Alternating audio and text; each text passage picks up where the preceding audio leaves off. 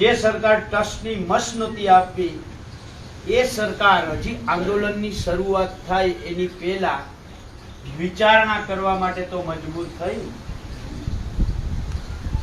તાકાતથી આપણે ગાંધીનગર પહોંચીએ અને સરકારને આપણે અલ્ટિમેટમ આપવા જવું છે. આપણે કોઈ વિધાનસભા ઘેરાવ કરવા નથી, આપણે શાંતિપૂર્ણ રીતે જઈએ છીએ.